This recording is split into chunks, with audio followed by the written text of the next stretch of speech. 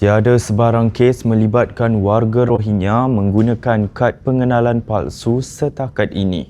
Perkara itu disahkan oleh Jabatan Pendaftaran Negara JPN menerusi Ketua Pengarahnya Datuk Badrul Hisham Alias.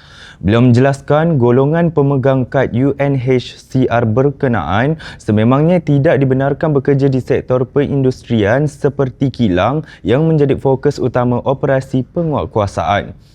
Kenyataan itu dibuat selepas beliau mengetuai operasi serbuan ke atas sebuah kilang memproses makanan segera di Pulau Indah, Klang semalam bagi mengesan isu penyalahgunaan dokumen identiti milik individu lain serta MyKad palsu.